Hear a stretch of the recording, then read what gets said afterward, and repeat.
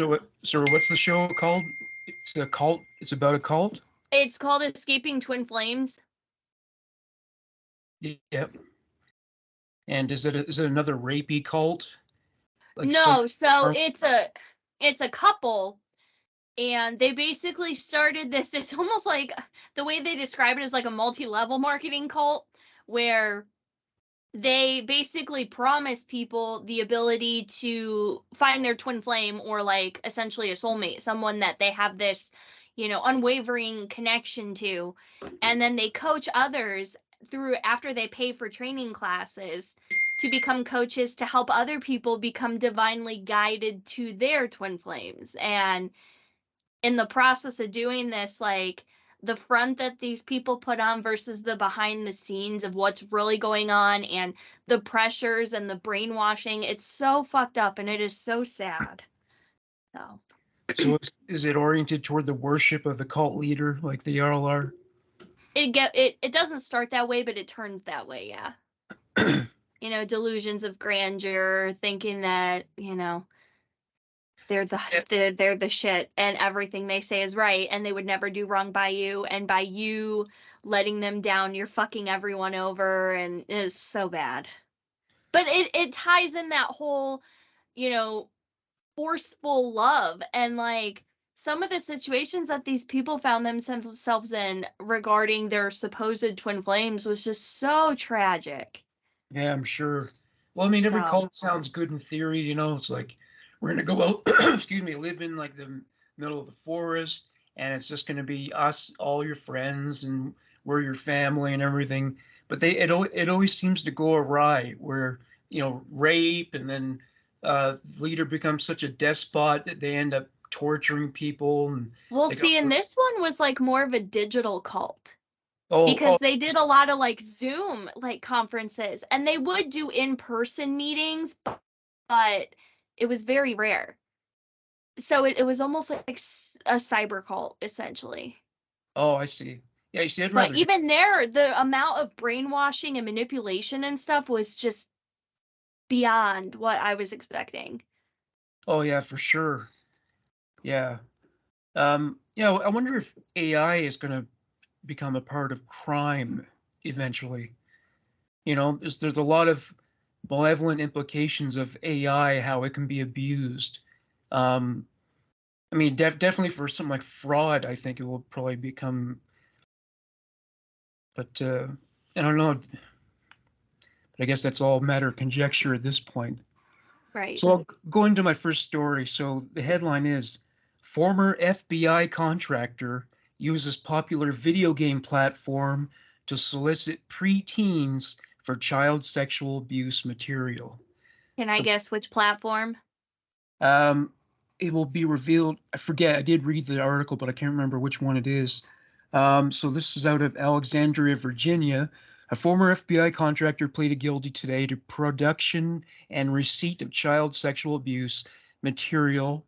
According to court documents, beginning in February, Brett Janes, 26, of Arlington, groomed a 13-year-old minor to transition from playing Valorant with him. Have you heard of that one?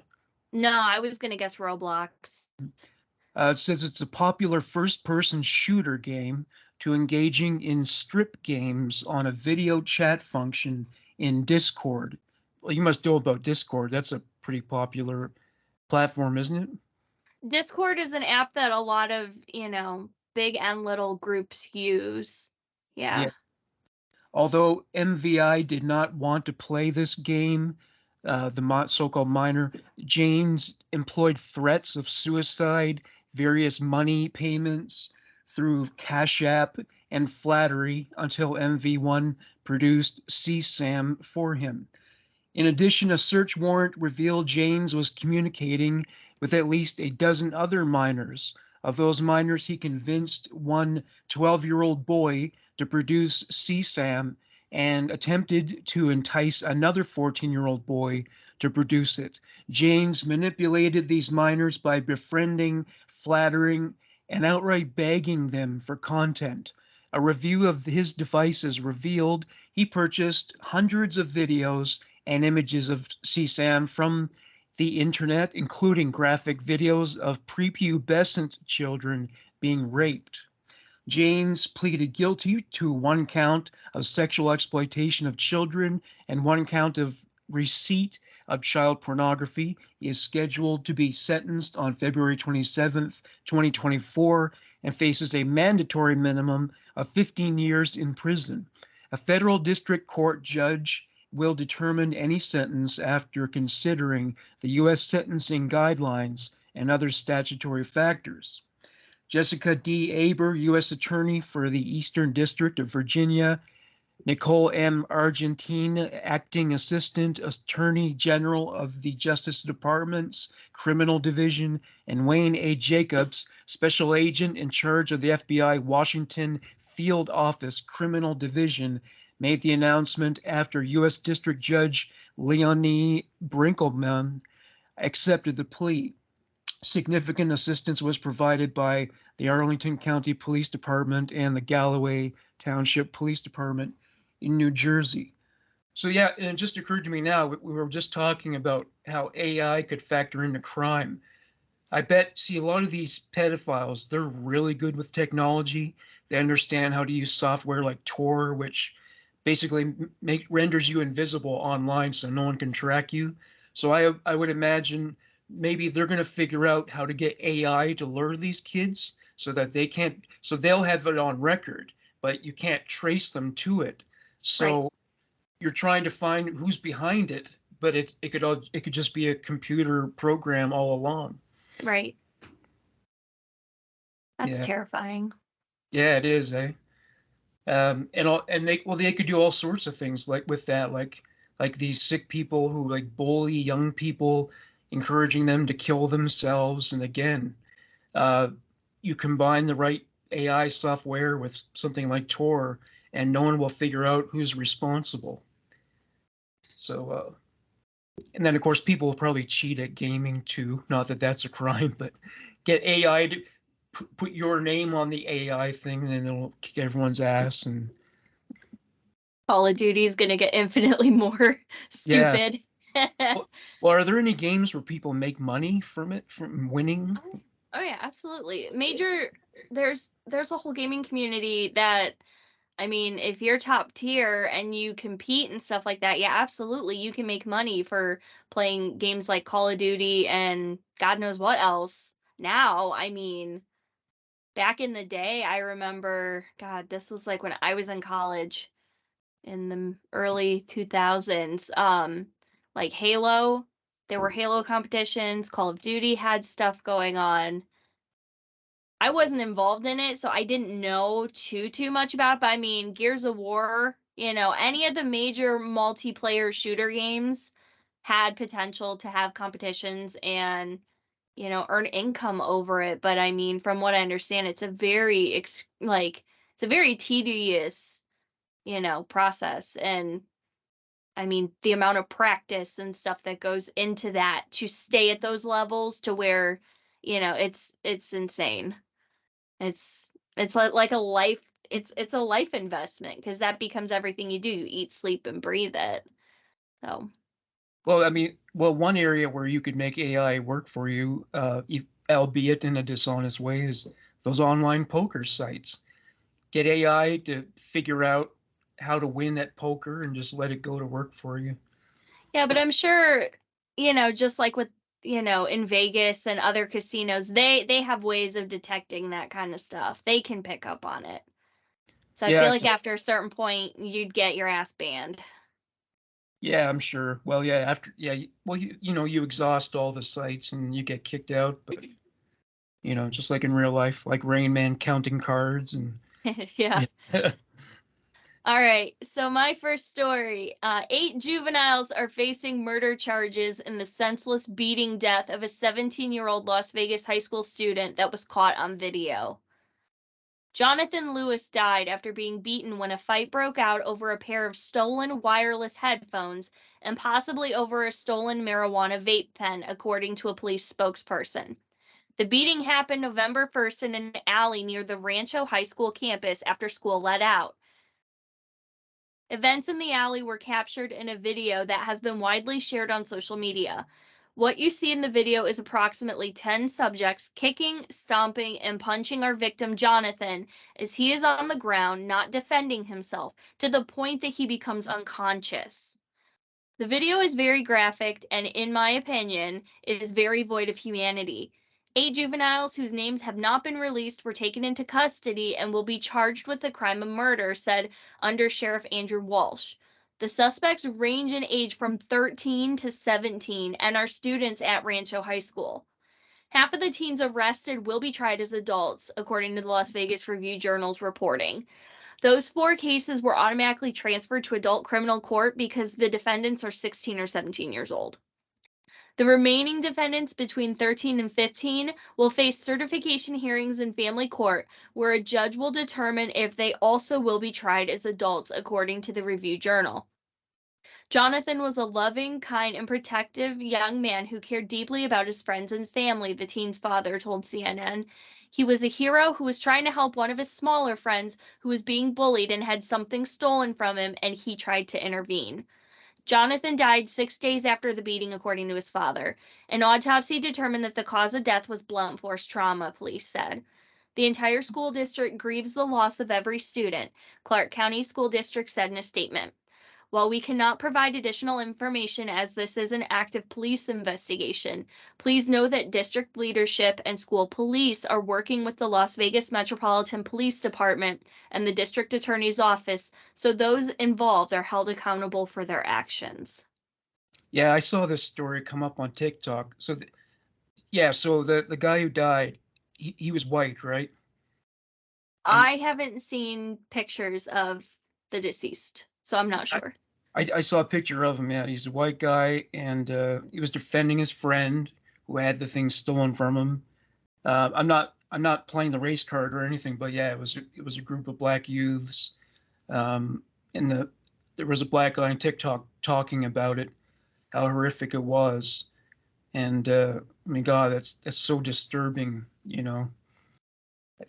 This bullying just gets worse and worse because now they're using weapons and. Well, I mean, I feel like when it comes to like teen bullying, it's always been a problem.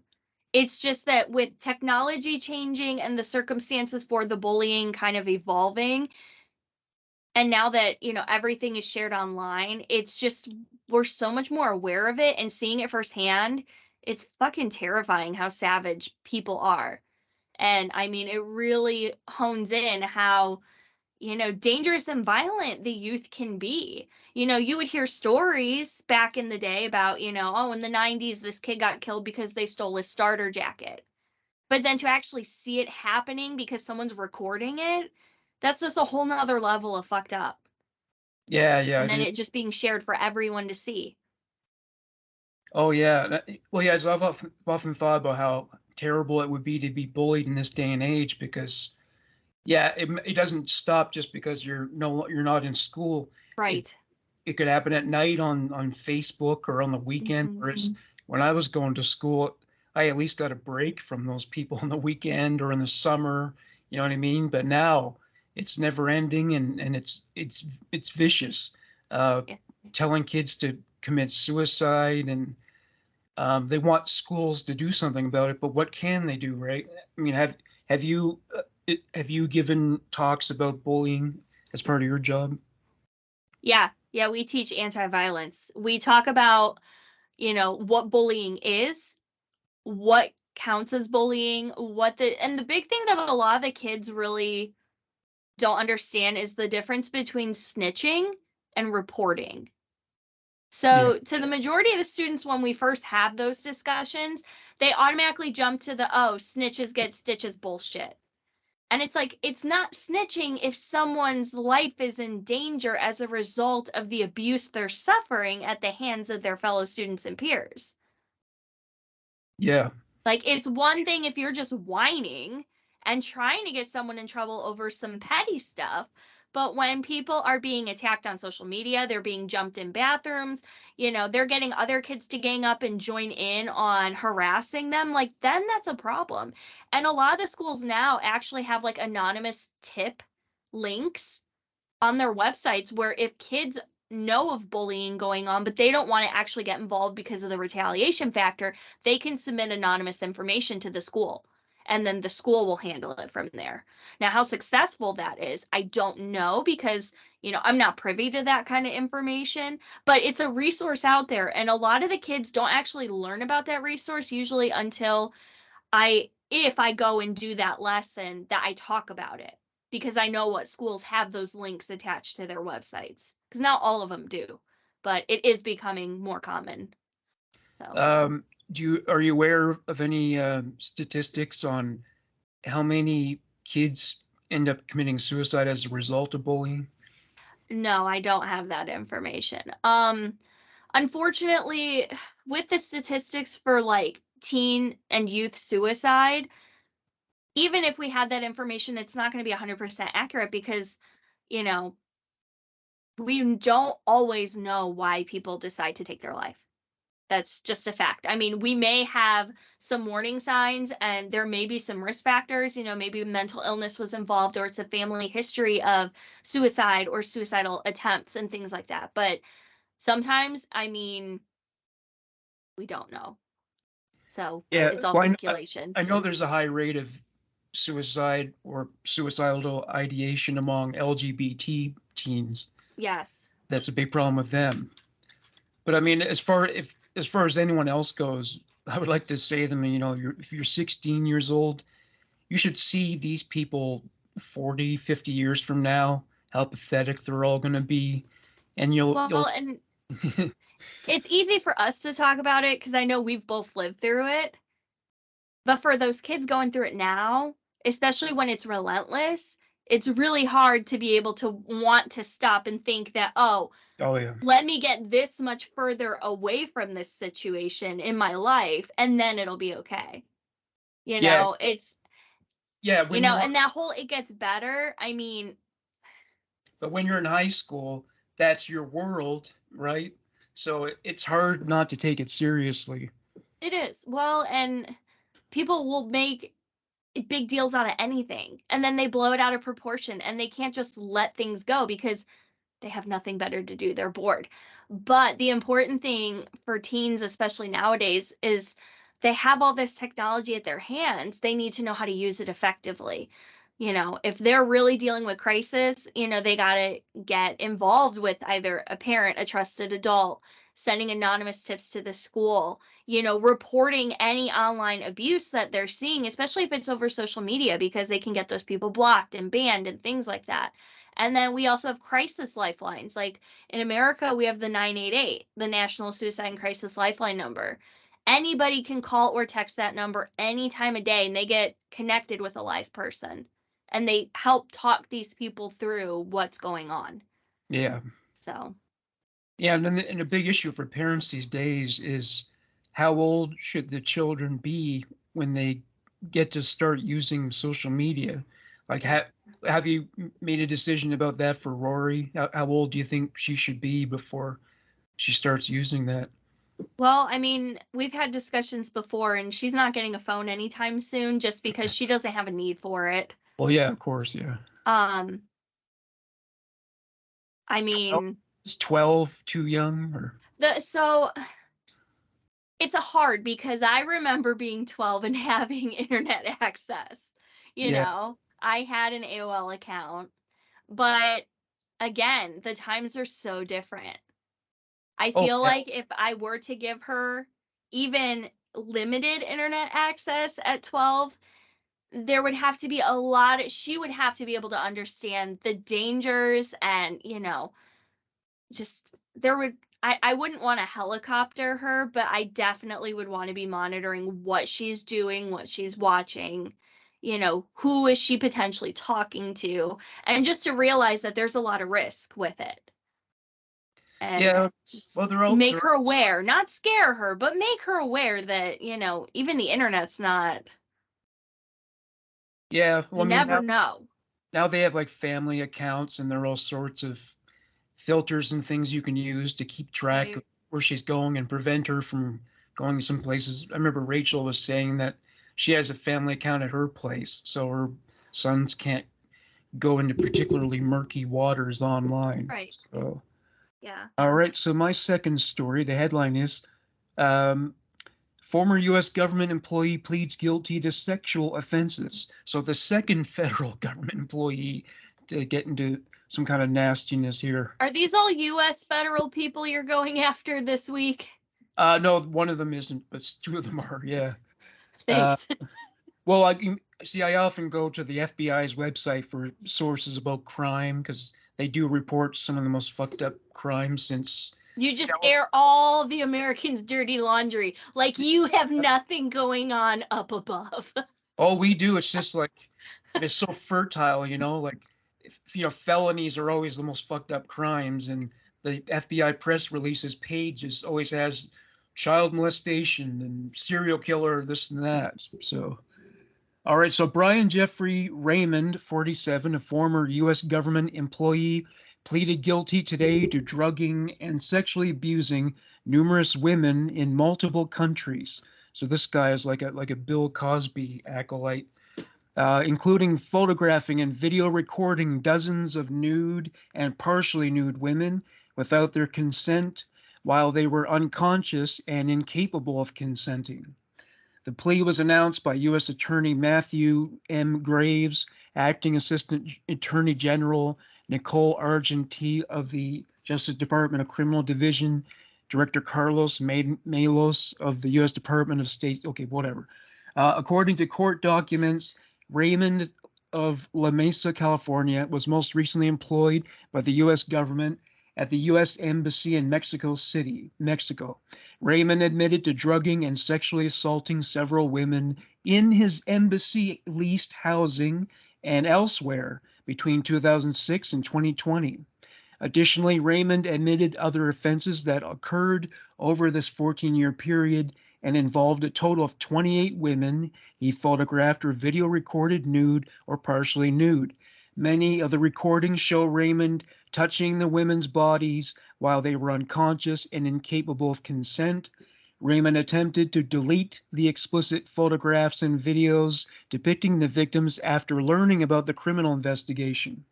Raymond will be sentenced on September 19th, 2024 under the plea agreement. He'll face between 24 and 30 years in prison. And he'll, after that, supervised release for life and mandatory restitution to the victims of his criminal offenses. A federal district judge will determine the final sentence after considering the U.S. sentencing guidelines and other statutory factors. So this guy obviously didn't learn his lesson after hearing about Cosby. Wow.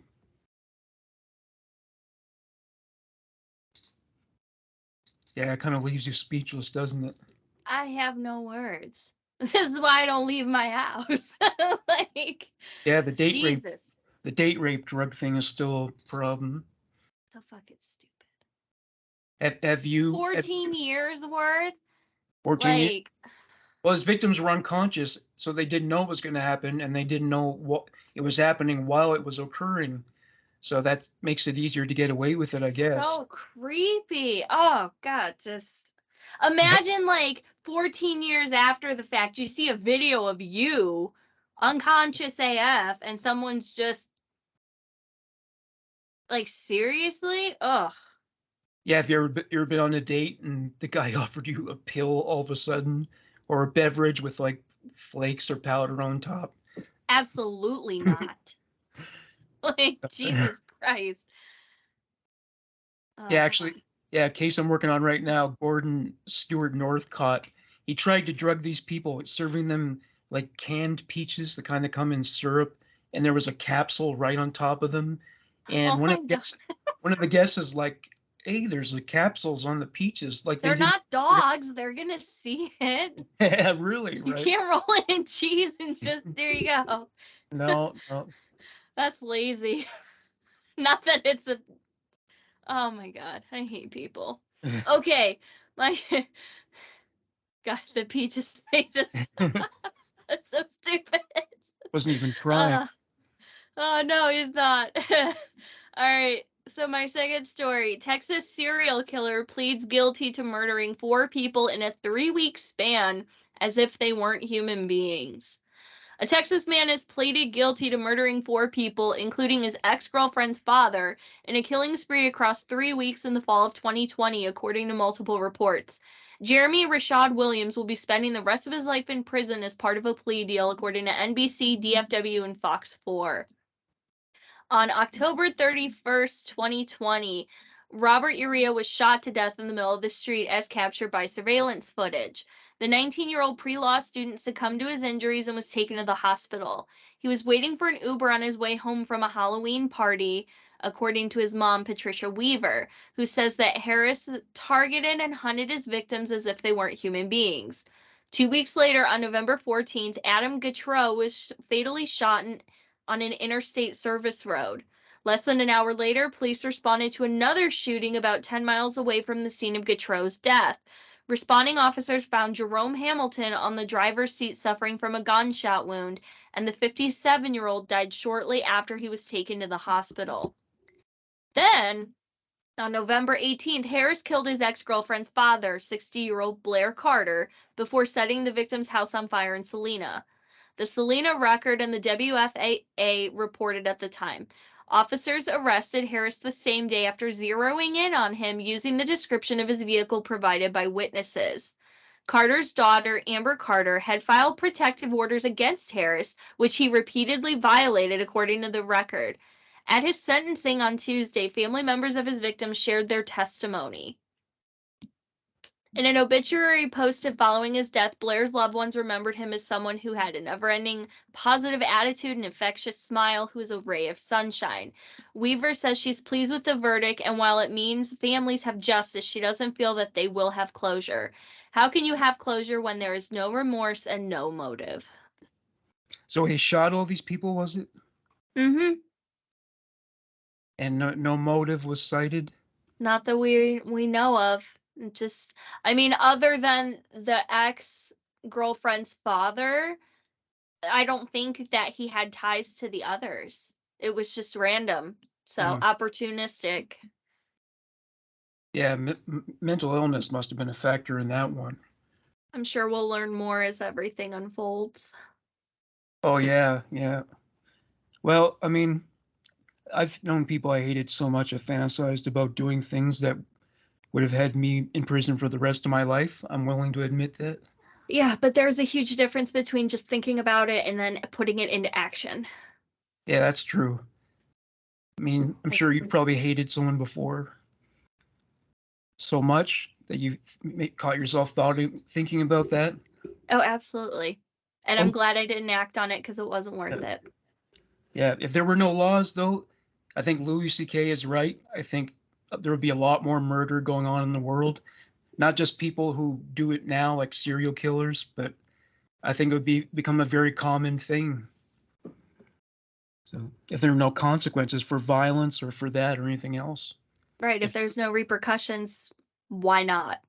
Yeah, like, and you know, people would have that mindset with it.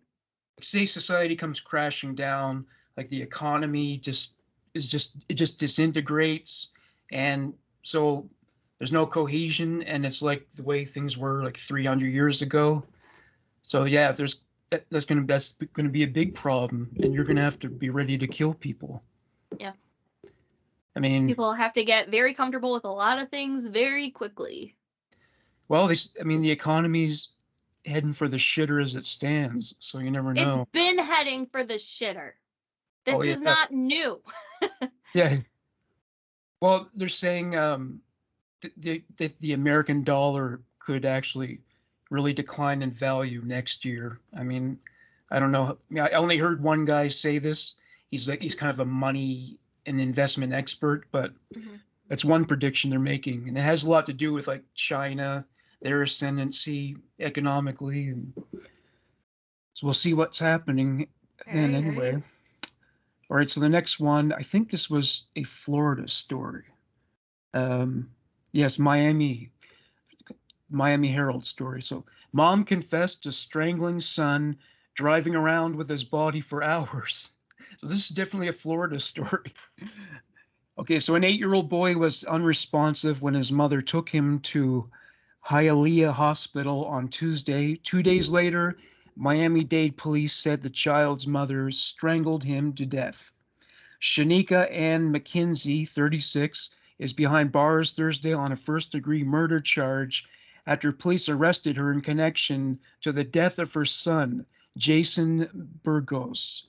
Jason was already dead when McKenzie arrived at the hospital, according to police. On Wednesday, the Miami-Dade Medical Examiner's Office declared that the boy died from strangulation. McKenzie, who is from Missouri, agreed to be interviewed by detectives, police say, that she told all. She confessed to the killing, recounting how she had plotted to kill Jason and how she thought about doing it for the past 2 days, according to the arrest report. McKenzie told police she used a black tablecloth to suffocate and strangle her son as he slept in the rear passenger seat of her car. She said she stopped when Jason no longer struggled. The boy's mother then drove it around and did errands with the boy's body still in the back seat, police said. Only hours later did she take him to the hospital. McKenzie is being held at the Turner Guilford Night Correctional Center without bond. Imagine going to the bank. Yeah, I'd like to make a deposit, and there's a dead kid in the car meanwhile. Picking up dry cleaners. Well, my thing is, what kind of errands was she running? Because if she had to leave the car, how is no one reporting that this child, not knowing that they're already dead, was left in a vehicle in Florida? Yeah. I doubt she rolled the windows down. She must have covered him with that cloth or shirt or whatever it was that she suffocated him with. Because he was a little boy, so he probably would have been small enough to be covered with it. So I know she said she plotted for 2 days, but what was her reasoning? Do we know why she just decided, nah, kid's not for me? Well, some mothers just go crazy. I don't know if it's hormonal or I don't know. There's a lot of stories of parents killing their children. A lot of them are mothers because not that it's an excuse, but I mean a lot of mothers get burnout, right? I mean there's the risk of postpartum depression. Yeah, which postpartum psychosis. Yeah, it can trigger some mental illness, and then I mean I guess it just depends on the factors of what was going on. You know, did she already have prior mental illnesses that she was dealing with?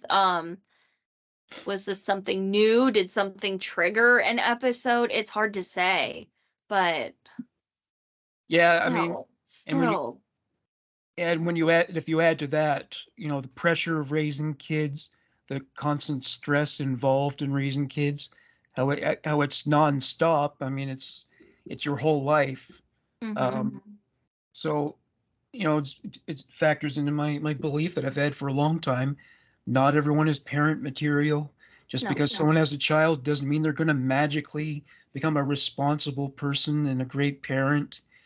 If you could still have the same shitty, selfish tendencies as before. You could be just as narcissistic and prone to violence as before. Like in that documentary, Gabriel Fernandez, you know, Mm-hmm. they just became more and more abusive with him as time went on. That was heartbreaking. Yeah. I hate that one. All right. Got an Ohio story for you. All right. Out of Toledo. Teen gave 33-year-old boyfriend 5 hours to kill his mother, but ended up doing it herself. Oh, this would be interesting. Uh-huh. A judge determined that the 17-year-old teen suspect, now, mind you, 17-year-old girl, first off, dating 33-year-old boyfriend. Oh, yeah. Great start. Yeah, great. Good job, Toledo. Way to play it. Is she a sexton? Stop. Okay. So judge determined the 17-year-old teen suspect in the death of Nicole Jones will be certified as an adult in the case, with gruesome details of the alleged crime being revealed for the first time Friday. Caitlin Coons is charged with aggravated murder, tampering with evidence, and abuse of a corpse. In the court, the prosecutor said Canton police contacted Sylvania Township Police in May to check on the safety of Nicole Jones. They told police a 17-year-old foster child in custody of Stark County Children's Services who was living at a group home was missing. They said the teen allegedly sent a text message to a group home nurse saying she killed 2 people and she was on the run. Coons allegedly left Canton and was picked up at a restaurant by Jonathan Jones, who was the son of Nicole Jones. They drove back to his house where he lives with his mother, with the teen crawling into Jonathan Jones's bedroom window so that his mom wouldn't know. The prosecutor says the teen gave Jonathan Jones an ultimatum to take care of his mother because she was interfering in their relationship. He had 5 hours to kill his mother. After the 5 hours passed and he didn't do it, she allegedly gave him another hour. Sylvania Township Detective Jake Albright testified that Coons killed Nicole Jones, 53, herself. When the mother was in the kitchen looking in the fridge, the teen allegedly strangled her and bludgeoned her with a rock. He said Jonathan Jones was allegedly in the living room. The detective testified they drove to 2 local stores and bought a tarp and trash bags to wrap the body and clean the kitchen. They allegedly drove to a nearby apartment complex and dumped the body in a dumpster. Police do not believe the body will ever be recovered. The 2 suspects then fled to Mexico, where they were eventually arrested. The detective said the teen gave detailed statements and admitted to killing Nicole during an interview with FBI agents. The prosecutor said GPS devices tracked Jonathan Jones to the stores and the dumpster where the body had been placed. The teen's attorney countered in court that the teen is a victim of Jonathan Jones, who was not supposed to have any contact with her. She added that investigators don't know who sent the text message. So we got some ongoing things. So what's the distinction between aggravated murder and murders? Murder is, so if it's just murder, then that means what, someone just got shot once or something like that. And then Let me double check. I'm thinking aggravated means that you really drew it out, you beat them to death, tortured them, something like that.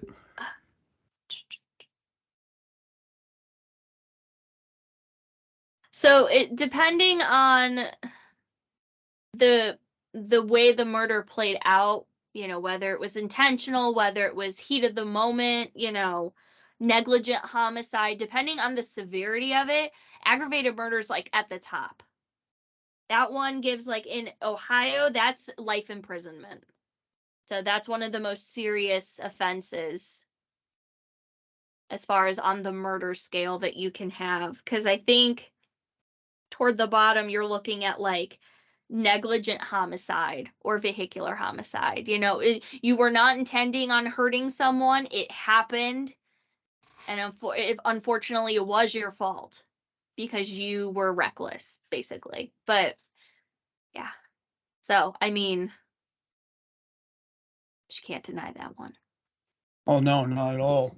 Well, it just makes you wonder, though, because then it's like the boyfriend was in the living room having to listen to this, and he does nothing, but then still goes through the effort to help kind of clean up the crime scene. Like, yeah, of course. Well, that certainly, you know, establishes intent, establishes awareness that what they did was wrong and illegal.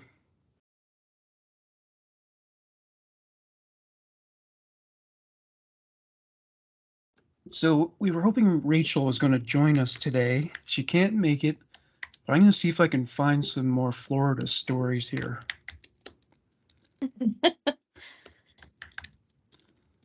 She'll be with us in her crazy state spirit. Yes. What the weirdest Florida stories we found in January 2023. Let me see.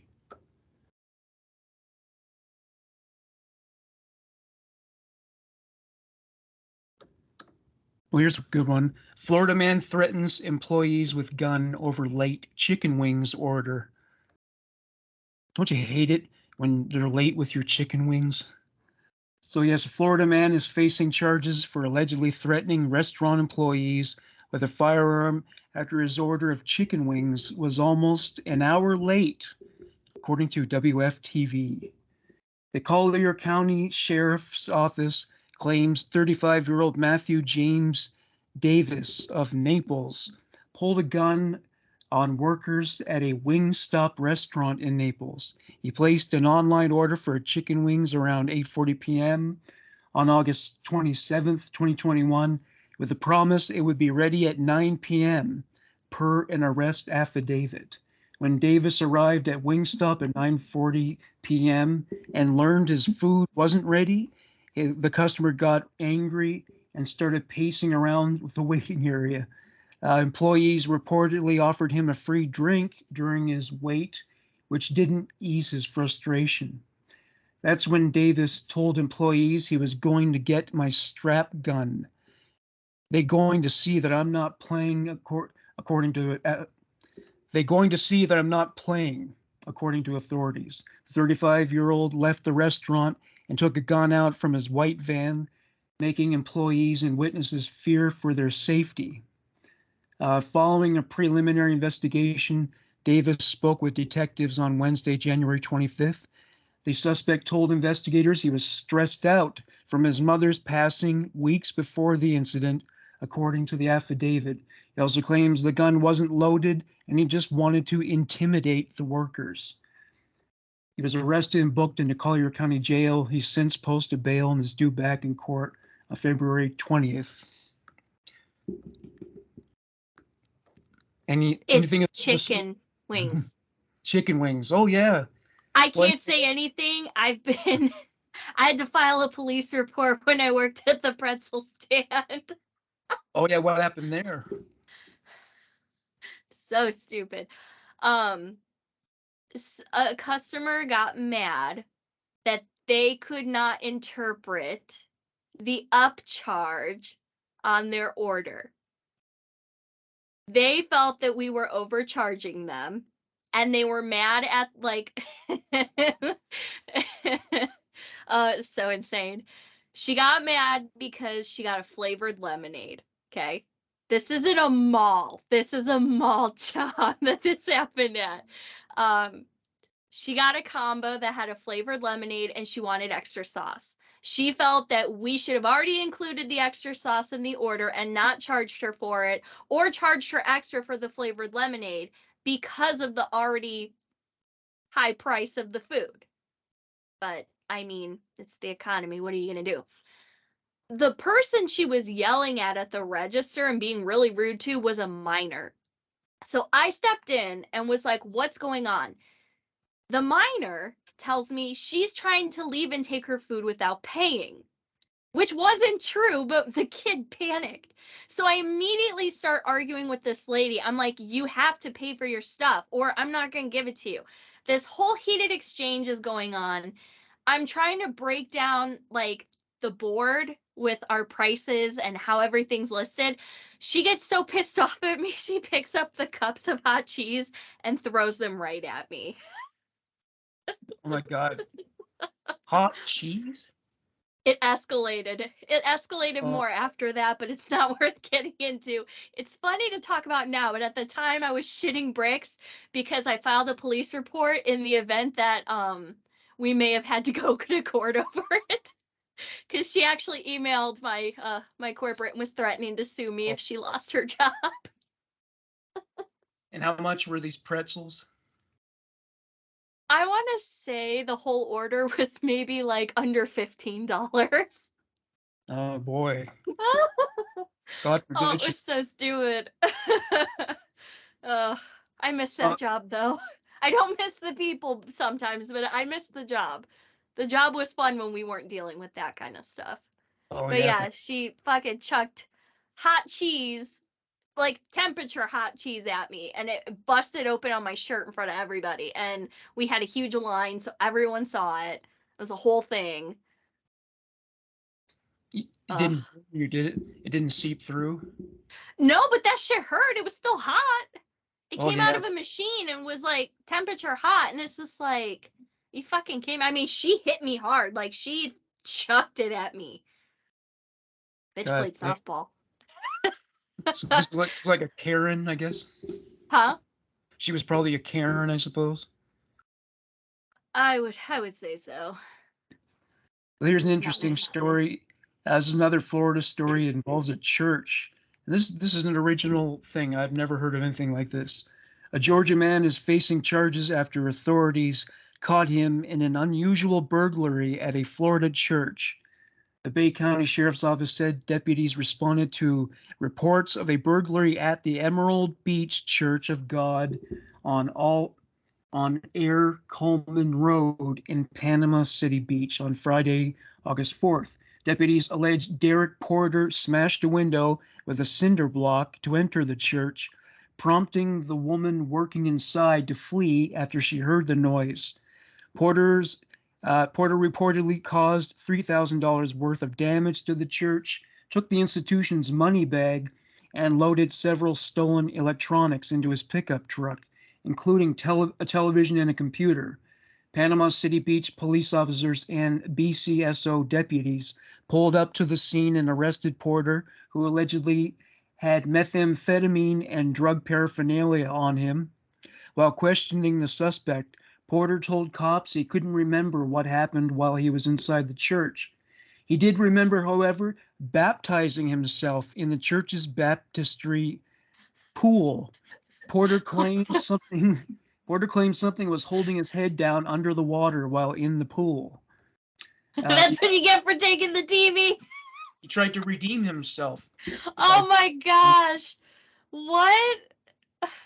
Yep, they got. Can you imagine trying to rob a church and fucking Jesus is like, not today, man. Like, you're not coming back up. Fuck you, dude.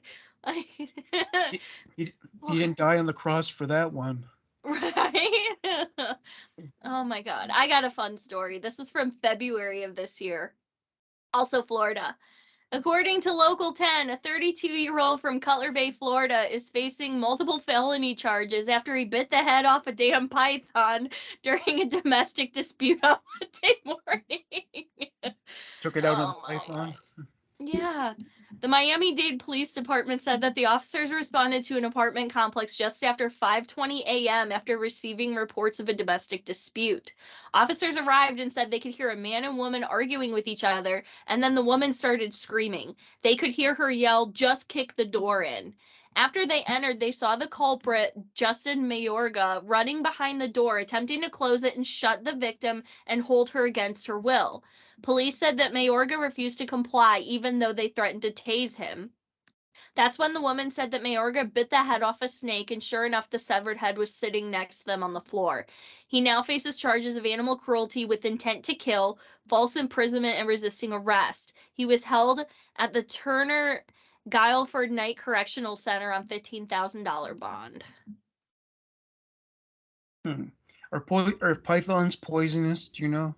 Or they just bite you? That's a good question. I don't think they are. I know people who've had them as pets. Yeah, They're just big and could potentially suffocate you. The boa constrictor. They are not poisonous. Yeah. But it says as fierce hunters, they can squeeze animals way larger than them, such as crocodiles, deer, and leopards. Well, there was actually a really horrific story out of New Brunswick, Canada, about. So these people owned a python, and they lived in an apartment. I think it was like a 2-level building, or a house or something. And it somehow got out of its aquarium or whatever it was held in, and it made its way downstairs. I don't know how it accomplished that, but the people downstairs had 2 babies, or a baby and a toddler, and it squeezed both of them to death. So, and I think that inspired like new laws to prevent people from owning exotic pets like that. Well, and I know pythons are an invasive species down in Florida, and I hear so many horror stories about, like, I mean, it's bad enough you got to worry about gators, and now you're, oh, it's just a python. It's fine. You choose to live there. Rachel, what are you doing with yourself? Not that Ohio's better. We got our own shit up here, but seriously. You wouldn't have venomous snakes in Ohio, right? Oh yeah, we do. You do? Oh, Hmm. I thought that'd be Yeah, too far north. they're everywhere. They don't give a shit. We have a wide variety of different venomous and non-venomous species. Where I live, I mean, they're there, but you usually don't run into them. I used to live at a house in the country, and my next door neighbor had like a built-in pond, but that thing had fucking water moccasins in it. So we would never go over there. Like, that was just like, they never came on our property, luckily, but I mean, we knew they were there, so we just tried to stay away. Yeah, don't most home, man-built ponds just turn into swamps after a while? It looked like it, and that's probably why it was like a perfect hiding spot for them. It was very, algae and moss covered, and I mean, she had pet geese that would hang out at the pond, but then there were all these fucking snakes, and yeah. Yeah, you have like snapping turtles around there. Yeah, we have turtles. Yeah, I remember. I haven't seen too many out in the wild, but I mean, I'm usually not in their natural habitat either, so. Yeah, you don't venture too far out in nature. I mean, I go to like the local parks and stuff like that, but even then, you usually don't see too much. You may see them here and there, but I don't actively go hunting for turtles. The last time I came across a turtle, it tried to bite my face off, so I was like, all right, I'm just gonna leave it be. Oh yeah, hence a snapping turtle. Yeah. Yeah, So went what? right for my fucking nose. I was like, no, Whoa. thank you. So you're not rural, are you? So we are considered rural just because of the population size of where I live, like in the 40,000s. And we're not a major metropolitan area, but I mean, we're still established. It's not like one street light, and I mean, we're not in the country as far as, that goes. But there's still critters and stuff around. Just depends on the time of day and all that good stuff. We have locally, like where I live now, we get like the basic creatures. You'll see deer walking through the backyard on the Ring camera. There's a raccoon that lives in the area that loves to fuck up my neighbor's bird baths and like use them for their own and then like just trash them. There's skunks. There's been a fox that's been around. There's cats, squirrels. There's a fuck ton of birds. We have a whole family of pigeons that lives in the area that just are so fucking annoying. Um, Bears can but ever come around? bears? Yeah, No. No. too populated for that. I don't even. You're making me Google all these things. I feel so stupid. I've lived in Ohio for so long and I don't know shit about where I live. Well, I mean, are you There living in the are same? black bears here technically, but not locally. Yeah, they generally avoid people, I think. So Well, and it said a lot of the sightings were in counties that were probably from local, like neighboring states like Pennsylvania, West Virginia, and Kentucky. So I'm like more in the middle of the state. So that's more on the borders where that's more mountainous and stuff like that. So, oh, I see. hmm when I see bears, I go to the zoo. Yeah, yeah, I can imagine. They're fucking scary though. Yeah, and I'm confused because some people say play dead, but there are other people say make noise and stomp your feet and go get out of here. Maybe for the babies, the littler ones, you can stomp and make noise and scare them, but then you Yeah. run the risk of mama bear being nearby and she's gonna fuck you up no matter what. Well, her paw is like as big as your face, so It's that's bigger bad. than my face. Yeah. I'd just be fucked. Like, I don't even want to think about that. There was a movie I watched years ago and it showed a bear attack and it was like it was a couple and I think it was based off a true story, but it attacked and killed the fiance, and then spent like the next several days tracking the girl who was running away from this fucking thing. She Oh, barely made it out alive. there's a great story out of Russia where one of those Siberian tigers, it was attacked somehow by a guy, but it survived. And apparently tigers are vindictive because it tracked the guy down to where he lived and killed him. So Can don't you mess. imagine that showing up on your doorstep? Yeah, yeah. Well, I guess he deserved it. So. Well, yeah, but it's like, holy shit, that's... Did you see The Revenant? I never saw that one. Yes, I did. Was the bear attack sequence well done? Did you think? Yeah, it was scary, yeah. I definitely would not recommend it. Like, that's how I would imagine a bear attack goes. Just throwing you around like a rag doll, regardless of how big of a grown man you would be. Like, oh god. Well, of course, even if you're Shaq, you're not going to do well against a bear. Mm-mm. Well, and there was, I think it was in Montana, there's a really well-known story about this woman who lived on a ranch, and there was a bear. Like, there were bears nearby. She knew that. Well, this one bear must have been, like, stalking her habits, because it knew on her fence line where she was furthest from the house, and it attacked her at that point. And, like, she barely made it back to safety alive. Like, this thing, like, ripped her face open and shit. Like, they show pictures. I'll have to find it and send it to you. It is insane. And then just this woman's, like, will to live and to get away. Like, her dogs actually helped save her life because they were attacking the bear, trying to stop it from hurting her. And I think it killed at least one of her dogs, if not both of them. But she managed to get away from it and get help. But the fact that she lived is like a fucking miracle. It was so crazy what this bear did to her and how she was able to just get to help. So. Yeah, it reminds me of the story I heard about a chimp. I mean, this story made a lot of headlines, I remember, but so this chimp lived in a town and among humans, and he got along with them very well. He did a lot of things that humans do. He wore clothes. He learned how to drive a car, all this kind of stuff. Yeah, he drove I think he drove like a normal sized car, not like a Barbie battery Jeep. No, it was a regular car. And for the most part, he really kind of blended in. Everyone got used to the idea of chimps intermingling with us. But then I don't know what set him off, but one day this woman went to visit his owner, and he thought this woman posed a threat to her or something, and he attacked her, and he bit her, like, almost her whole face off. She's blind, has no nose, no mouth, like it's like her face had to be reconstructed. She's blind, and he just took, 'cause chimps can really fuck you up if they're angry. Well, and I've heard that they purposely attack faces and stuff like that too. Yeah. It's part of something about like the identification system with them. Like, you know, you're not gonna be an alpha chimp for long if they can't recognize you. Like, they just destroy. It's scary.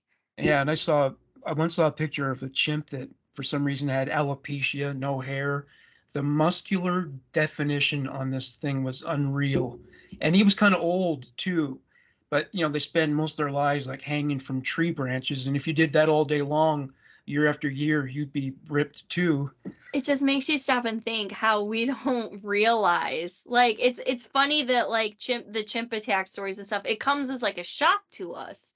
But then if you stop and think, like, this thing was built to fuck you up. Like, there's hierarchy. It has to hold its own.